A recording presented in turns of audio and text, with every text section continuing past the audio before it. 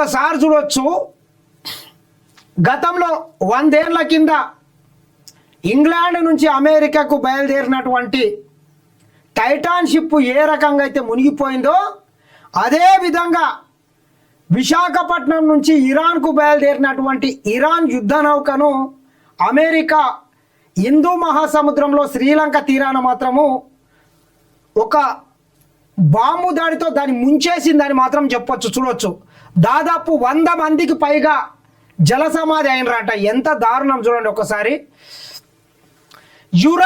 Iran యుద్ధ నౌకపై America దాడి, శ్రీలంక సమీపంలో జలాంతర్గామితో అటాక్, సముద్రంలో మునిగిన నౌక.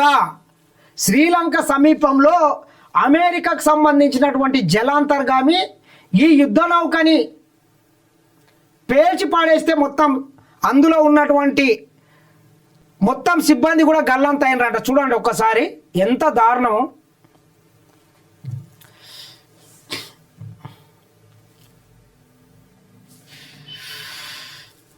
నౌకలోని 140 మందికి పైగా సిబ్బంది గల్లంతు, 32 మందిని కాపాడిన శ్రీలంక నౌకాదళం. పలువురి పరిస్థితి విషమంగా ఉందని వెల్లడి. విశాఖపట్నంలో నౌకాదళ విన్యాసాల్లో పాల్గొని తిరిగి ఇరాన్కు యుద్ధ నౌక వెళ్తుండగా ఘటన. తామే దాడి చేశామన్న అమెరికా రక్షణ మంత్రి. ఇరాన్ రహస్య అణుకేంద్రం ధ్వంసం. ఐడిఎఫ్ టర్కీపై ఇరాన్ బాలిస్టిక్ క్షిపణి అడ్డుకున్న నాటో. లెబనాన్పై ఇజ్రాయెల్ దాడి, 50 మంది మృతి. అమెరికా ఇజ్రాయెల్ సంయుక్త దాడుల్లో 1045 మంది మృతి. ఇరాన్ వెల్లడి. మొత్తం అమెరికా ఇజ్రాయెల్ కలిపి చేసినటువంటి ఈ దాడిల్లో ఇరాన్కు సంబంధించినటువంటి వ్యక్తులు 1040 మంది ప్రాణాలను అయితే కోల్పోయినట్టు మనం చూసినాం నిన్ననే. ప్రపంచం మొత్తం అత్యంత బాధ కలిగించేటటువంటి ఒక దృశ్యాన్ని ఇరాన్ నిన్న విడుదల చేసింది. ఏదైతే అమెరికా ఇజ్రాయెల్ జరిపినటువంటి దాడుల్లో 165 మందికి సంబంధించినటువంటి విద్యార్థులు చనిపోయినటువంటి వారిని అందరినీ ఒకే దగ్గర సామూహికంగా ఖననం చేసేటటువంటి ఫోటోలను అయితే ఇరాన్ విడుదల చేసింది. ఆ ఫోటోలు ప్రపంచ దేశాలను మాత్రం కంటతడి పెట్టించినాయని మాత్రం చెప్పొచ్చు. అదేవిధంగా మొత్తంగా ఇప్పటి వరకు 1045 మంది చనిపోయినారంట అమాయకమైనటువంటి ప్రజలు.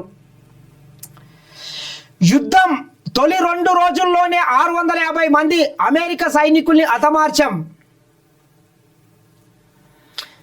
ఏం యుద్ధమో ఎవరి కోసం చేస్తున్నారో ఇదంతా అమెరికా కావచ్చు, ఇజ్రాయెల్ కావచ్చు, తమ ఆధిపత్యాన్ని కనబరుచుకోవడానికి ఇట్లా అమాయకమైనటువంటి ప్రజల్ని పొట్టన పెట్టుకుంటున్నారు. చూడొచ్చు ఒకసారి. ఆఖరి మజిలీ అంట. విశాఖలో ఇంటర్నేషనల్ పరేడ్లో పాల్గొన్న ఇరాన్ నేవీ బృందం. గత నెల ఐఎఫ్ఆర్ మిలాన్ 2026లో పాల్గొనేందుకు వచ్చిన ఇరాన్ నేవీ బృందం విశాఖలో పర్యాటక స్థలాల సందర్శన, స్వదేశానికి తిరుగు ప్రయాణంలో ఘోరం. విశాఖలో జరిగినటువంటి ఈవెంట్లో పాల్గొని తిరుగు ప్రయాణంలో వాళ్ళు ఇరాన్ వెళ్తుంటే నిన్న కూల్చేసిండ్రు. ఎంత దారుణం చూడండి. అమాయకమైనటువంటి ప్రజల ప్రాణాలను మాత్రం తీస్తున్నది ఈ యుద్ధం వల్ల ఎవడు ఏం చేస్తాడో అర్థం కాదు. కానీ మొత్తం ప్రపంచ దేశాలు కూడా అతలకుతలం అయిపోతున్నాయి. ఒక రకంగా చూసుకున్నట్లయితే చమురు నిల్వలు తగ్గిపోయినాయి.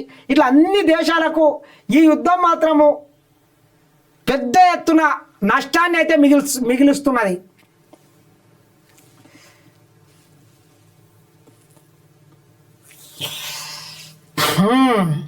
సీఎం పదవికి నితీష్ రామ్ నేడు రాజ్యసభకు బీహార్ ముఖ్యమంత్రి నామినేషన్.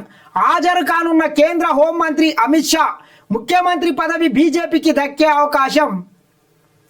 ఇప్పుడు బీహార్లో నిజమైనటువంటి రాజకీయాన్ని బీజేపీ అవలంబిస్తున్నదని చెప్పొచ్చు. నితీష్ కుమార్కి తగిన బుద్ధే జరిగింది. ఎవడు గెలిస్తే రోజుకో పార్టీతో నీ పొత్తు పెట్టుకొని గత 20 ఏళ్ళుగా నీవే ముఖ్యమంత్రి ఉన్నావు. లాస్ట్కు నిన్ను బీజేపీ ఏ రకంగా చేసిందో చూడొచ్చు.